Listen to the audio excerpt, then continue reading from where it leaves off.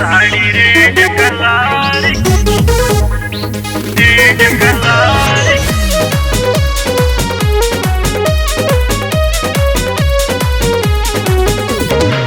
Sari red colour बोल भर तोहरा से होता ना सवार हो, काहे पे काबू भइल बड़ा एला भर हो। बोल भर तोहरा से होता ना सवार हो,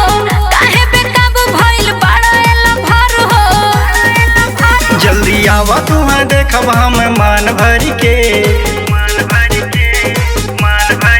हाई हील के सैंडल पहन के साड़ी रेड कलर के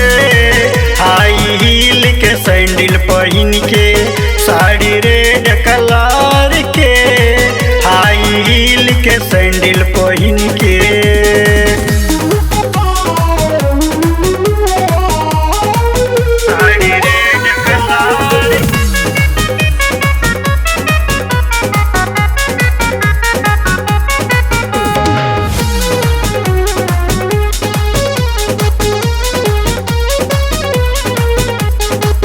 साड़ी रेड कलर धीर धर तोहरो करे जा जुड़वाई बुसैया के हमरे सुत जाए तो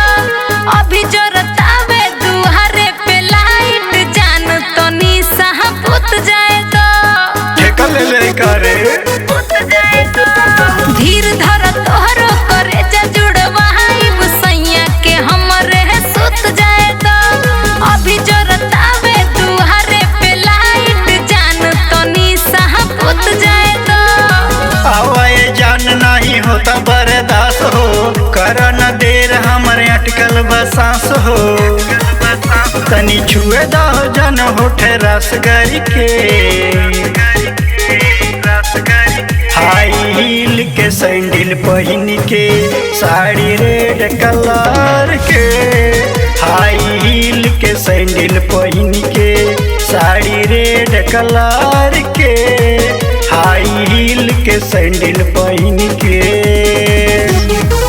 साड़ी रेड कलर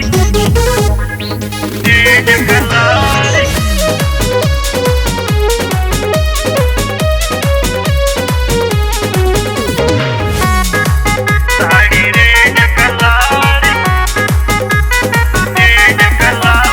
तोड़ब ना दिल तोहर अरो अनिल हम रिश्ता बतोह से खास हो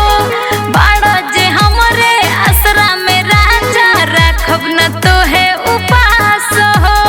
रखब न तो है उपास हो ए तोड़ब ना दिल तोहर अरो अनिल हम रिश्ता बतोह से खास हो बाड़ा जे हमरे असरा में राजा रखब न तो है उपास हो कैसे बताई जाने का बाट दुख हो चाहिला तोहरा जवानी के सुख हो मन करे करी प्यारे अकबार भर के